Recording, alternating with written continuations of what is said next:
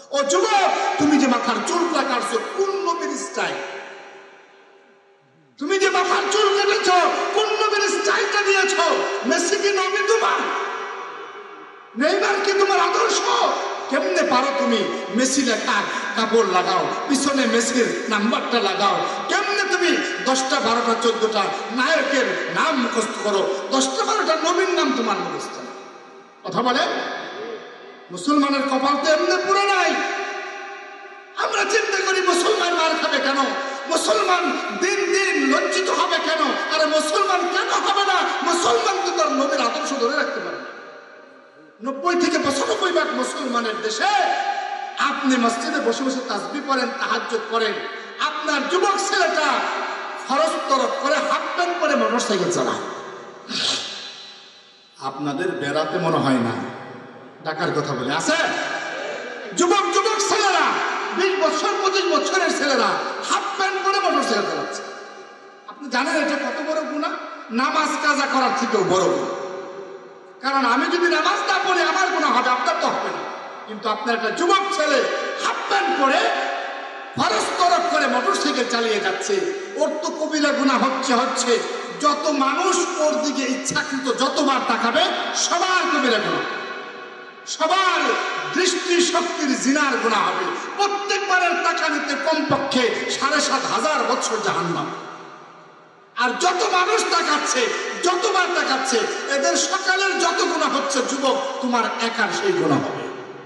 কত যুবক মোটরসাইকেল অ্যাক্সিডেন্টে মারা যায়। তুমি যদি এই কুফর করতে করতে, তুমি যদি এই কবিরা করতে করতে মারা যাও, অবস্থাটা কি হবে? আল মারউ মা মান হাব্বা, যার সঙ্গে যার মহব্বত তার সঙ্গে তার কাম। দিলটা কার সাথে লাগায় না? মেসির সাথে, নেইমারের সাথে, শাহরুখ খানের সাথে, সালমান খানের সাথে, নাকি মুহাম্মদ রাসূলুল্লাহর সাথে? কথা হয় না। কার সাথে লাগাবে? মুহাম্মদ রাসূলুল্লাহর সাথে লাগাও। তুমি মনে করতেছো কেমনে সম্ভব? আরে তোমার মতো বহু যুবক এমন ছিল যারা জীবন দিতে প্রস্তুত হয়েছে। তোমার মতো বহু যুবক এমন ছিল যারা মা ছেড়েছেন, বাবা ছেড়েছেন, ভাই ছেড়েছেন, কোটি কোটি দিনার আর দিরহামের মালিক ছিল।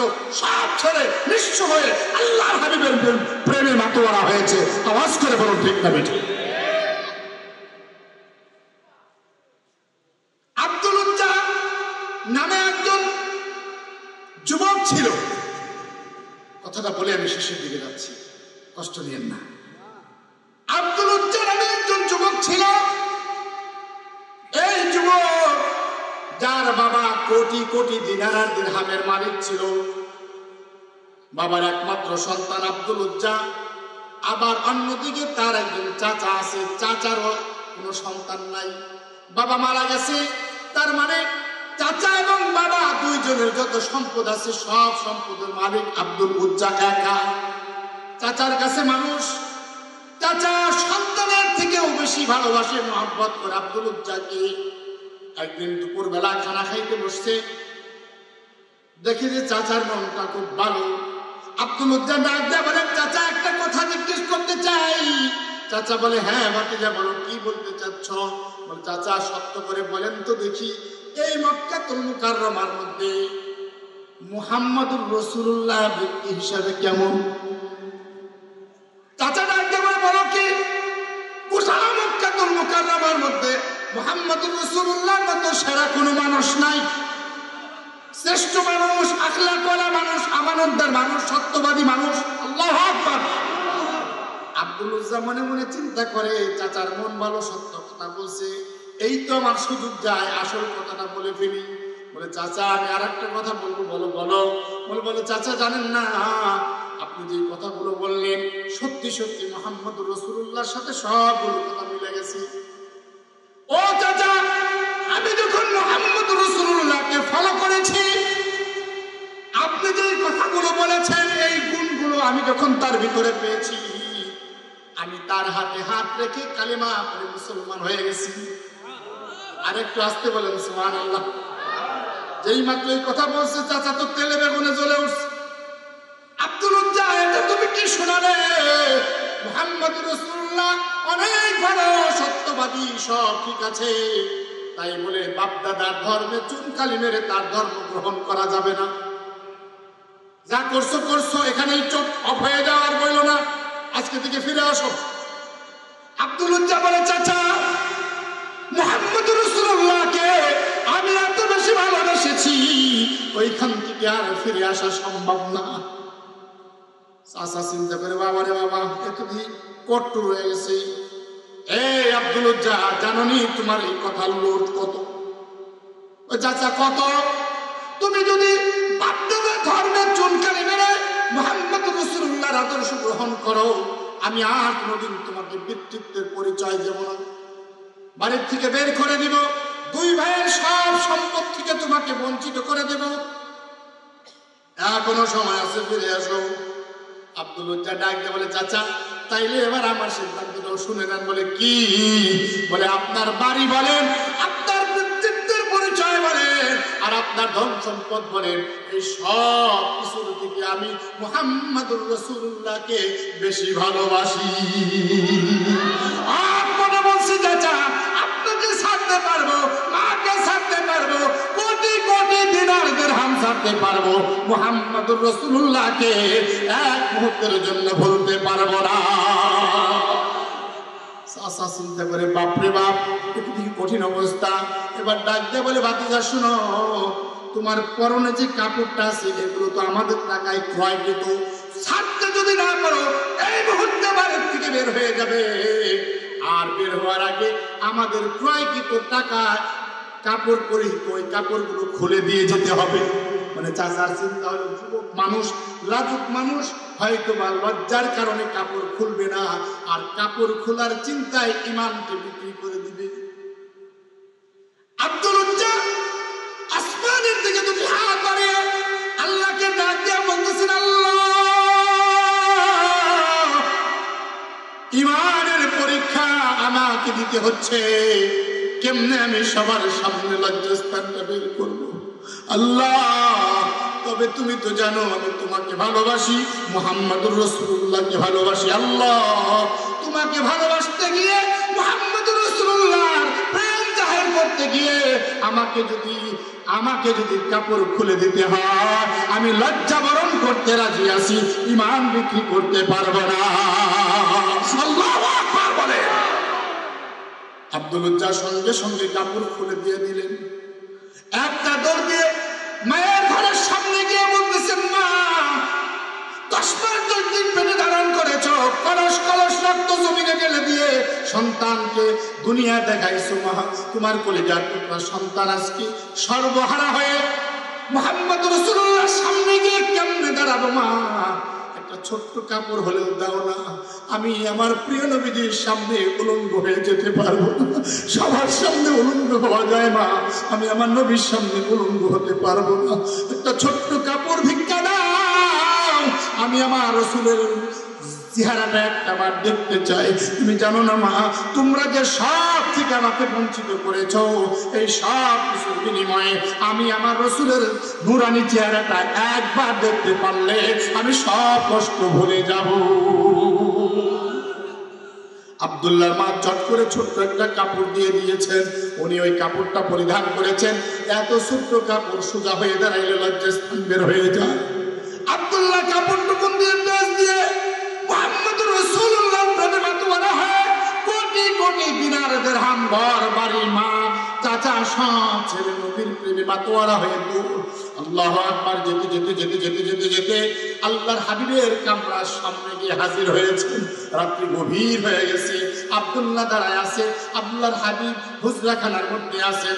আব্দুল্লাহ ডাক দেয় না, আল্লাহর হাবিবের ঘুম ভেঙে যাবে, কষ্ট হবে। দূরে বাঁকা হয় আব্দুল্লাহ দাঁড়িয়েছে। আল্লাহু আকবার। ফজরের আযান হয়ে গিয়ে আল্লাহু আকবার। আল্লাহর হাবিব নামাজের উদ্দেশ্যে হুজরাখানা থেকে যেই মাত্র বের হয়ে আসছে, তাকায়া দেখে ওই যে দূরে একটা যুবক সামান্য কাপড় শরীরের মধ্যে, বাকি পুরা শরীরটা নেঙ্গা, বাঁকা হয়ে দাঁড়ায় রয়েছে, সোজা হইতে পারে না। আল্লাহর হাবিব রাহমাতুল লিল আলামিন নবী দূর থেকে ডাক দিয়ে বলে, কে কে গো তুমি ওখানে দাঁড়িয়ে আছো? কান্না বিজড়িত কণ্ঠে ডাক দিয়ে বলে, ইয়া রাসূলুল্লাহ আমি আপনার আব্দুল্লাহ। বলে কোন আব্দুল্লাহ? বলে ইয়া রাসূলুল্লাহ আমার নাম ছিল আব্দুল উজ্জা, আপনার হাতে হাত রেখে কালিমা পড়েছি, আপনি নামটা পরিবর্তন করে আব্দুল্লাহ দিয়েছেন, আমি সেই আব্দুল্লাহ। আল্লাহর হাবিব বলে, কি ব্যাপার, আমার সেই আব্দুল্লাহ তো কোটিপতির সন্তান, সকালে এক কাপড় পরে তো বিকালে অন্য কাপড় পরিধান করে, আজকে তার কি হলো, তার পরনে কোনো কাপড় নাই। আব্দুল্লাহ রাদিয়াল্লাহু তাআলা আনহু দুই চোখের পানি ছেড়ে দিয়ে কেঁদে কেঁদে সারাদিনের সব ঘটনাগুলো আল্লাহর হাবিবকে শোনাইছে। আব্দুল্লাহর কণ্ঠে কথাগুলো শ্রবণ করে বিশ্ব নবী পর্যন্ত চোখের পানি ধরে রাখতে পারে না। ডাক দিয়ে বলে, আব্দুল্লাহ আয় আয়, আমার এক জোড়া পরিহিত কাপড় আমি তোরে হাদিয়া দিয়ে দিলাম। সুবহানাল্লাহ, আস্তে করে বলেন। আল্লাহর হাবিবের এক জোড়া কাপড়ের দাম আছে না নাই ভাই? আল্লাহর হাবিবের এক জোড়া কাপড় পেয়ে আব্দুল্লাহ লকব লেগে গেল আব্দুল্লাহিল বাগাতাইন। আল্লাহর হাবিব কাপড়টা পরিধান করবার পর আব্দুল্লাহকে জড়ায় ধরে বিশ্ব নবী কান্না বিচলিত কণ্ঠে বলতেছেন, আব্দুল্লাহ, কোটি কোটি বাড়ির সন্তান হয়ে আমি মুহাম্মদের জন্য দৌলত হারাইছো, মা বাবা হারাইছো, বাড়ি ঘর হারাইছো, সব ছেড়ে নিঃস্ব হয়ে তুমি আসছো। আমি নবী তোমারে কি দিব বলো না, তবে এতটুকুন তো জানো আমি নবী তোমাকে কিছুই দিতে পারবো না, তবে এতটুকুন পারবো, ভালো করেই জানো আসমানের মালিক আল্লাহর কাছে আমি নবী কিছু চাইলে আল্লাহ সেটা ফেরত দেয় না। ও আব্দুল্লাহ, আজকে তুমি নবীর প্রেমে যা দেখাইছো, যতটুকুন করেছো, বলো না আল্লাহর কাছ থেকে আমি তোমার জন্য কি চেয়ে আনবো, তুমি আল্লাহর কাছে কি পুরস্কার চাও? আমরা হইলে বলতাম, আল্লাহর হাবিব বাড়ি হারাইছি, আল্লাহরে বলেন আল্লাহ যেন একটা বাড়ির মালিক বানাই দেয়। কথা বলেন ঠিক কিনা? আব্দুল্লাহ আল্লাহর হাবিবকে ডাক দিয়ে বলে, ইয়া রাসূলুল্লাহ, কোটি ঘরের সন্তান ছিলাম, ভোগ বিলাসিতা জীবনে কম করি নাই, সব গেছে, আল্লাহ যত নিয়েই গেছে, আর চাই না। আপনি আল্লাহর কাছে দোয়া করেন, আল্লাহ পাক রব্বুল আলামিন যেন আমি আব্দুল্লাহকে শাহাদাতের মৃত্যু দিয়ে দেয়। আল্লাহু আকবার বলেন। সব কিছু হারায়া এবার জীবন দিতে চায় আল্লাহর জন্য। কি মানুষের আল্লাহ! আল্লাহর হাবিব দোয়া করে দিলেন, আল্লাহ, আমার আব্দুল্লাহ আমি নবীর প্রেমে মাতোয়ারা হয়ে ঘর ছেড়েছেন, বাড়ি ছেড়েছেন, অভিভাবক ছেড়েছেন, এখন সে মরতে চায়, জীবন দিতে চায়। আল্লাহ, তুমি আমার আব্দুল্লাহকে শাহাদাতের মৃত্যু দিও। দোয়াটা করে আল্লাহর হাবিব আব্দুল্লাহকে ডাক দিয়ে বলে, আব্দুল্লাহ, মসজিদে নববীতে থাকবা, আসহাবে সুফফার মধ্যে থাকবা, সবাই যা খায় তুমিও তাই খাইবা, কোটিপতির সন্তান এবারে এতিমখানা। এই জন্য আমি অল্প সময়ের মধ্যে আমি দেখেছি এতগুলো মানুষের মধ্য থেকে এই গভীর রাত্রিতে ঘুম তো গেছে, আপনারা অনেকেই চোখের পানি ফেলেছেন, অনেকেই কেঁদেছেন। কেন কাঁদবেন না? প্রিয় নবীর কথা বললে হৃদয় মানে না। আওয়াজ করে বলুন ঠিক কিনা ভাই? প্রিয় নবীর কথা শুনলে হৃদয় মানে না। হৃদয় বলে চোখ দিয়ে পানি পড়ে। আরে পানি পড়বে না কেন? যেই চোখ দিয়ে নবীর কথায় পানি পড়বে, ওই চোখের জন্য আল্লাহ আসমানের হাসরের ময়দানে আল্লাহ পাক রব্বুল আলামিন জাহান্নামের আগুনকে হারাম করে দিবে। এজন্য যে নবীর জন্য কেঁদেছে, আবু বকরের দানে উদ্বুদ্ধ হয়েছেন, আব্দুল্লাহের বাগাতাইনের শুনে উদ্বুদ্ধ হয়েছেন। এই উদ্বুদ্ধতায় আমি জানি আপনারা বাঙালি হুজুরের কাছে অনেক দান করেছেন। গভীর রাত্রিতে আমি একজন মুসাফির মানুষ, আপনাদের কাছে দুটি হাত পেতে দিয়েছি। আসেননি কোনো ভাই, কোনো বোন? আবু বকরের চেহারার দিকে তাকানো যাচ্ছে না। ও আবু বকর, কি হয়েছে তোমার? এই অবস্থা কে করলো? আবু বকর ডাক দিয়ে বলে, ইয়া রাসূলুল্লাহ, পাহাড়ের বিষাক্ত সাপ আমাকে ধ্বংস করেছে। ডাক দাও নাই কেন? আল্লাহ নবী গো, আপনি পরিশ্রান্ত মানুষ, আমার জীবনের থেকে আমার কাছে আপনার বিশ্রামের মূল্য অনেক বেশি। জীবন চলে যেতে পারে, আমি আপনার ঘুম ভাঙতে পারি না।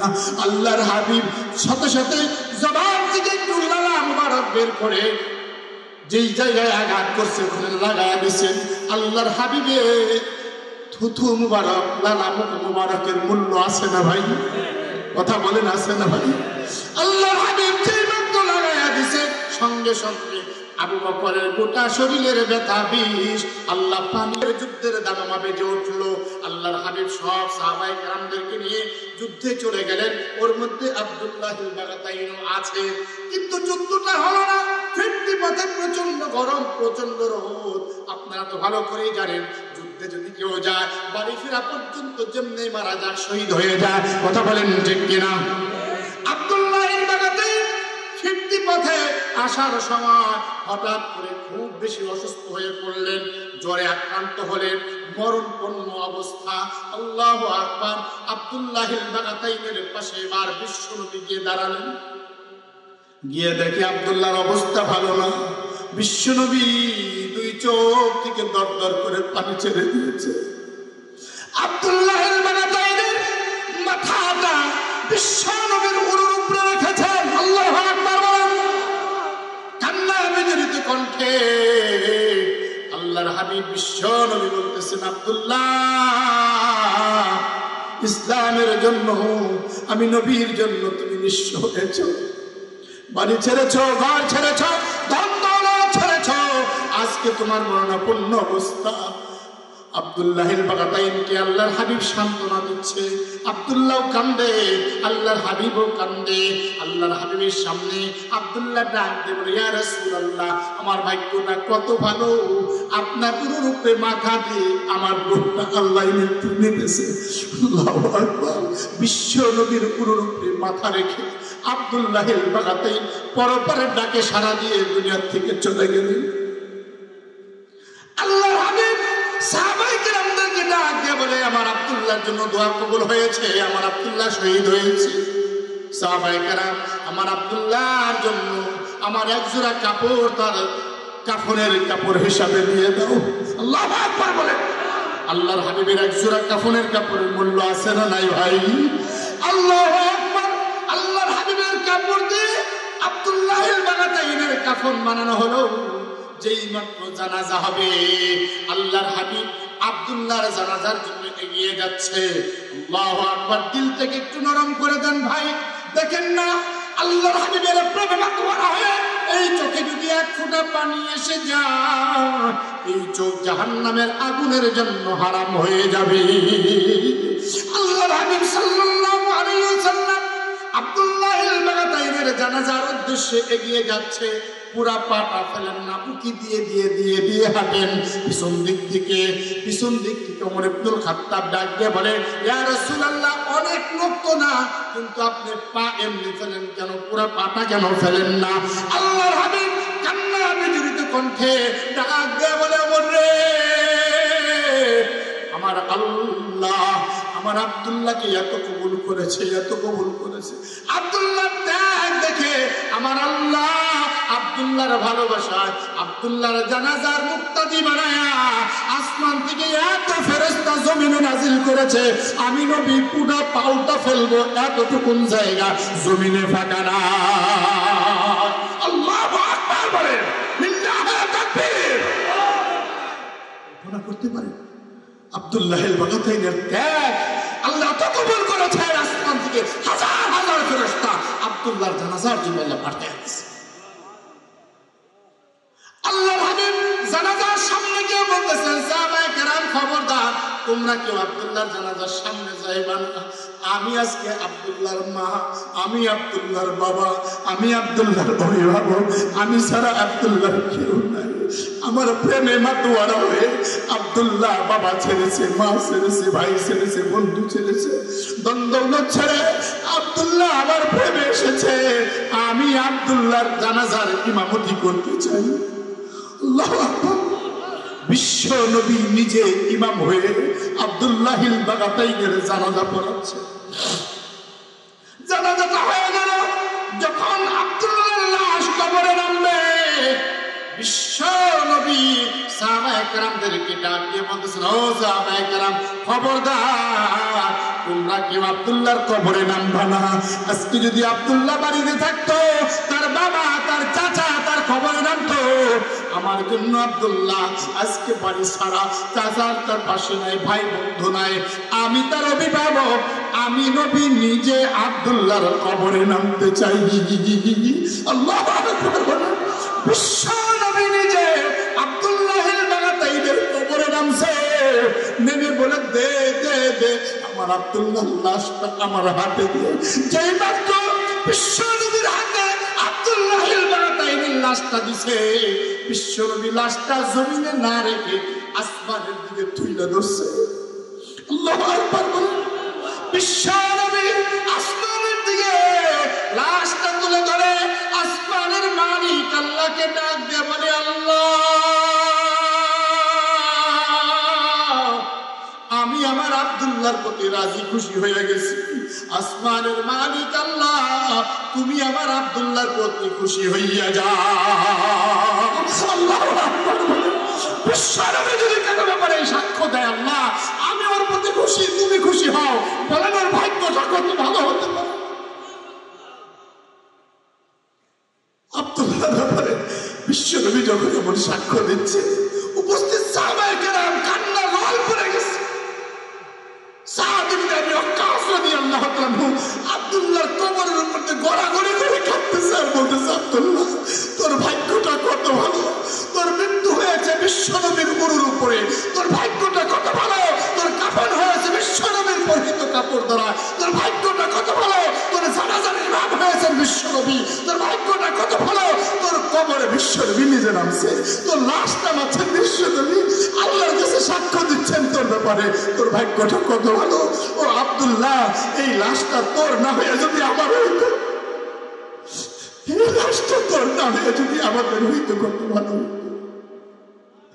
আমার ভাইয়েরা বন্ধুরা, আব্দুল্লাহ আব্দুল্লাহ হয়েছে, বিশ্বনবীর ভালোবাসা করিয়েছেন, তার জন্য ত্যাগ স্বীকার করা লাগছে না লাগে না? যারা মানে লাগছে না লাগে নাই? আবু বকর হয়েছে, উম্মতের সেরা হয়েছেন, ত্যাগ স্বীকার করতে হয়েছে। কথা বলে এমনি এমনি তো আবু বকর উম্মতের সেরা মানুষ হন না। নবীগণের পরে সর্বপ্রথম আবু বকর জান্নাতে প্রবেশ করবে। আবু বকর যখন জান্নাতে যাবে, জান্নাতের 8 দরজা থেকে আবু বকরকে ডাকতে থাকবে। সুবহানাল্লাহ বলে। 8 দরজা থেকে আবু বকরকে ডাকবে, আবু বকর আমার দরজাতে ঢোকেন, আমার দরজাতেই ঢোকেন, আমার দরজাতে ঢোকেন, এভাবে বলতে থাকবে। আল্লাহু আকবার। এমনি এমনি তো হয় নাই, সব বিসর্জন দিয়েছেন। যখন আল্লাহর হাবিব যা চেয়েছেন আবু বকর তা নিয়ে প্রস্তুত থেকেছেন। কোন সাহাবী আবু বকরের সাথে দান করে আগায় দিবে, দিতে দিতে দিতে দিতে সব শেষ করে ফেলেছেন। আল্লাহর হাবিব চাদর বিছিয়ে দিয়েছেন। ওমর ওসমান মনে মনে চিন্তা করে, জীবনে কখনো কোনোদিন আবু বকরের সাথে দান করে আগায় যেতে পারি না, আজকে তো আবু বকরের সামান নাই, সম্পদ নাই, আজকে বেশি করে দান করে আবু বকরের থেকে আগায় যাবে ফার্স্ট হয়ে। ওসমান ইবনে আফফান গোটা সম্পদের 3 ভাগের 1 ভাগ নিয়ে আসছে, বিশাল উটের বহর দাঁড় করায় দিচ্ছে। ওমর ইবনুল খাত্তাব গোটা সম্পদ থেকে অর্ধেক সম্পদ নিয়ে আসছে, বিশাল উটের বহর দাঁড় করায় দিচ্ছে। আবু বকর ইবনে কুয়াফার মন খারাপ, সম্পদ নাই, ঘরের মধ্যে থেকে সামান্য আটা ছিল, স্ত্রীর পুরাতন কাপড়ের ভিতরে দিয়ে পেঁচিয়ে আবু বকর নিজে সারার চট গায়ে দিয়ে খেজুরের কাঁটা দিয়ে বোতাম বানায়া আল্লাহর হাবিবের সামনে এসে দাঁড়ায় রইছে। 2 চোখের ভিতরে অস্ত্র ঝরতেছে। আল্লাহর হাবিব আবু বকরের দিকে তাকায় বুঝতে পেরেছেন আবু বকরের অবস্থা কি। আবু বকরকে আল্লাহর হাবিব অসম্মান করেন নাই, আল্লাহর হাবিব প্রশ্নটা ঘুরায়া করছেন। আল্লাহর হাবিব উসমানকে ডাকতে বলে, উসমান তুমি কি এনেছো এই কথা না বলে আল্লাহর হাবিব বলে, ঘরে কি রেখে এসেছো? আল্লাহু আকবার। উসমান বলে, ইয়া রাসূলুল্লাহ গোটা সম্পদ থেকে 2 ভাগ রেখে 1 ভাগ নিয়ে এসেছি। ওমর কি রেখে এসেছো? ওমর বলে, ইয়া রাসূলুল্লাহ অর্ধেক সম্পদ এনেছি, অর্ধেক রেখে এসেছি। আল্লাহর হাবিব আবু বকরকে ডাক দিয়ে বলে, আবু বকর তুমি ঘরে কি রেখে এসেছো? আল্লাহর হাবিবকে ডাক দিয়ে আবু বকর চোখের পানি ছেড়ে দিয়ে বলে, ইয়া রাসূলুল্লাহ আসার সময় আমার ঘরের ভাঙ্গা বেড়াটা থাপড়ায় থাপড়ায় দেখছি, একটা সুতা যদি থাকতো, একটা সুতাও যদি থাকতো মুজাহিদদের জন্য আমি সেটা নিয়ে আসতাম, কিন্তু ইয়া রাসূলুল্লাহ আমার ঘরে একটা সুয়ো নাই, একটা সুতাও নাই। খোদার কসম করে বলি এই মুহূর্তে আবু বকরের ঘরে আল্লাহ এবং আল্লাহ রাসূল ছাড়া আর কিচ্ছু অবশিষ্ট নাই, সব ইসলামের জন্য দিয়ে দিয়েছে। আচ্ছা বলেন তো, ইসলামের জন্য আবু বকর সর্বস্ব বিলীন করে ক্ষতিগ্রস্ত হয়েছেন না লাভবান হয়েছেন? যারা বলেন ক্ষতিগ্রস্ত না লাভবান? কেমন লাভবান হয়েছেন? এই কথাগুলো বলতে বলতেই জিবরিল আমিন হাজির। সুবহানাল্লাহ, আস্তে করে। জিবরিল আমিন এসে আল্লাহর হাবিবকে সালাম দিয়ে বলতেছেন, ইয়া রাসূলুল্লাহ, ইয়া হাবিবাল্লাহ, সুসংবাদ গ্রহণ করেন। বলে কি? বলে আল্লাহ তাআলা আপনাকে সালাম জানাইছে। শুধুমাত্র আপনাকে সালাম জানিয়েছেন তা নয়, আপনার পাশে যে আবু বকর বসে আছে, এই আবু বকরকেও আসমানের মালিক আল্লাহ সালাম জানিয়েছে।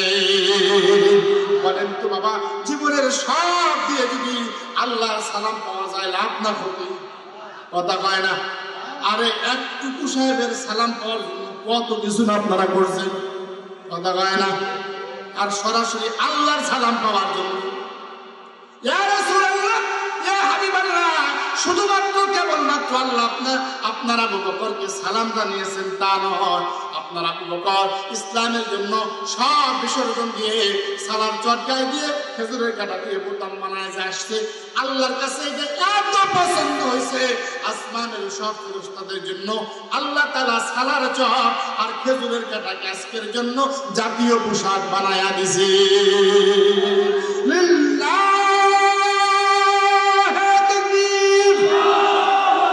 কল্পনা করতে পারেন? আল্লাহ বদলি করে আপনি যে আল্লাহর হাবিবের সঙ্গে গারে সওরে 3 দিন ছিলেন, ওই 3 দিনে আমার আল্লাহ আপনাকে যে সওয়াব দিয়েছে, ওই সওয়াবটুকুন আমাকে দিয়ে দিবেন, আর আমি ওমরের সারা জীবনের সব নেকি আপনাকে দিয়ে দিব। সুবহানাল্লাহ, আস্তে করে। আবু বকর বলে, না ভাই, নেকি দিয়ে বদলা বদলি হয় না। তার মানে আবু বকরের গারে সওরের 3 দিনের নেকি ওমরের সারা জীবনের নেকির থেকে বেশি। শুধু তা না, আবু বকরের 3 দিনের গারে সওরের ইবাদত আমল নেকি যদি এক পাল্লায় রাখা হয়, तमाम পৃথিবীর সমস্ত উম্মতের নেকি এক পাশে রাখলে আবু বকরের নেকির পাল্লা ভারী হয়ে যাবে। আল্লাহু আকবার বলে। এমনি হইছে, এমনি হইছে। ত্যাগ স্বীকার করা লাগছে না লাগে না? কথা বলে, ত্যাগ স্বীকার করতে হয়েছে, জীবন বিসর্জন রেখেছেন। সাহাবায়ে কেরাম বাড়ি ছেড়েছেন, গাড়ি ছেড়েছেন, ঘর ছেড়েছেন, স্ত্রী ছেড়েছেন, সব ছেড়ে কোটি কোটি টাকার মালিকের সন্তান বাড়ি ছেড়েছেন। কথা বলেন, কেউ আবিসিনিয়া হিজরত করেছেন, কেউ মদিনাতুল মুনাওয়ারাতে হিজরত করেছেন, জীবন বাজি রেখেছেন। বদরের প্রান্তে যুদ্ধে গেছে আবু বকর ইসলামের পক্ষে, সন্তান আকরামা কাফেরদের পক্ষে, আবু জাহেলের পক্ষে। যুদ্ধ শেষ করে বাড়িতে আসছে, আকরামা তখন মুসলমান হন নাই। ডাকতে বলে, আব্বা জানেন আজকে যুদ্ধের সময় আপনি আমার তলোয়ারের নিচে 3 বার পড়ছেন, শুধু আমি অ্যাটাক করলেই আপনার কল্লা দ্বিখণ্ডিত হয়ে যেত, কিন্তু কেমনে করি, আপনি যে আমার বাবা লাগে। আবু বকর কি উত্তর দিয়েছেন জানেন? আল্লাহ পছন্দ দাঁড়ায় যায়। আবু বকর ডাক দিয়ে বলছে, আকরামা, তোমার তলোয়ারের নিচে আমি 3 বার পড়েছি, তুমি হত্যা করতে পারো নাই, কতল করতে পারো নাই। খোদার কসম করে বলি, আমি তোমার থেকে ইসলামকে, রাসূলকে 1000 গুণে বেশি ভালোবাসি। যদিও তুমি আমার সন্তান, কসম করে বলি 3 বার না, তুমি যদি আমার তলোয়ারের নিচে 1 বার পড়তে, আমি তোমাকে দ্বিগুণ দিতে পারতাম। আল্লাহু আকবার বলেন। ইসলামের জন্য নিবেদিত প্রাণ সাহাবায়ে কেরাম। খাব্বাব, খুবাইব জীবন দিয়েছে, বেলাল কত কষ্ট করেছেন, সুমাইয়া জীবন দিয়েছে। কষ্ট হচ্ছে আপনাদের? আমার ভাইয়েরা, উদ্বুদ্ধ হতে হবে, রাসূলের আদর্শ ধরতে হবে। কষ্ট লাগে। আজকে 90 থেকে 95% মুসলমান আমরা দেশে বসবাস করি। খ্রিস্টানদের 31st নাইট পালন করবার জন্য মহল্লায় মহল্লায় মহড়া চলছে। কথা কয় না? চলছে না? চলে না? আপনাদের এলাকায় মনে হয় চলে না। ঢাকার কথা বলি, আমাদের এরিয়াতে মহল্লায় মহল্লায় মহড়া চলছে। মুসলমানের সন্তানেরা 31st নাইট, সেটা কি? বেদর্মীদের বর্ষবরণ, তাদের সাথে মিল রেখে বর্ষবরণ করতে হবে। আরে ভাই, বর্ষ যদি বরণ করতেই হয় তাহলে 12টার আগ পর্যন্ত 2024 সাল, 12টার পরে 2025 সাল। কথা বলেন ঠিক কিনা? একটা সাল শেষ হচ্ছে আর একটা সাল শুরু হচ্ছে। অতএব 12টার আগ পর্যন্ত যে সালটা শেষ হয়ে যাচ্ছে ইস্তেগফার করুন। আল্লাহকে বলতে থাকো, আল্লাহ বিগত 1 বছরে যা গুনাহ করছি তুমি মাফ করে দাও। যখন নতুন সাল আসবে বরণ করে নাও, তাহাজ্জুদ করো, কোরআন তেলাওয়াত করো, আল্লাহকে ডাক দিও, আল্লাহ নতুন বছরে নতুন সূর্যে তুমি আমাদের জন্য রহমত নাজিল করো। একটা বছর তুমি আমাদেরকে গুনাহমুক্ত রাখো। 2025 সালে 1 ওয়াক্ত নামাজ কাজা করবো না, নিয়ত করো। একদিন কোরআন তেলাওয়াত মিস করবো না, নিয়ত করো। এইভাবে পালন করো। কিন্তু না, আমাদের সন্তানেরা এই ব্যাকসেটের দোকানগুলো এখনই মানে সব বুক হয়ে গেছে। আমার হাতিম আলী ভাই আমার এলাকাতে দেখে, হাতিম আলী ভাইয়ের সব মাল সামানা যা আছে সব বুক হয়ে গেছে। কারা নিচ্ছে? আমাদের সন্তানেরা নিচ্ছে। কি দিয়ে নিচ্ছে? আমাদের পকেটের টাকা দিয়ে নিচ্ছে। কথা বলে, তারা এই রাত্রিতে নৃত্য করবে, গান গাবে, উলঙ্গ হবে, বেহায়াপনা করবে, বর্ষবরণ করবে বেহায়াপনা দিয়ে। এটা কোন নবীর সুন্নতের ভিতরে আছে? কোন নবীর আদর্শের ভিতরে আছে? খুব ভালো করে বুঝবেন। আল্লাহর হাবিব 1000 বছর আগে বলে গিয়েছেন, মান তাসাব্বাহা বিকওমিন ফাহুয়া মিনহুম। যার সঙ্গে, যে কওমের সঙ্গে যার আলাপচারিতা, কথাবার্তা, ওঠা বসা, লেনদেন মিলে যাবে, হাসরের মাঠে সে তাদের সাথে দাঁড়াবে। আপনার বর্ষবরণ যদি খ্রিস্টানদের সঙ্গে মিলে যান, আপনি যদি খ্রিস্টানদের কাঁধে কাঁধ মিলিয়ে অনুষ্ঠান করেন, সত্যি যদি আল্লাহ পাক আপনাকে ওই গ্রুপে ফেলে দেয়, হাসরের মাঠে যদি খ্রিস্টানদের কাতারে দাঁড়ান, হিসাব নিয়ে জাহান্নাম না বিনা হিসাবে জাহান্নাম? কথা কয় না। হিসাব নিয়ে জাহান্নাম না বিনা হিসাবে জাহান্নাম? আল মারউ মা মান আহাব্বা, যার সাথে যার মহব্বত, তার সাথে তার কিয়ামত।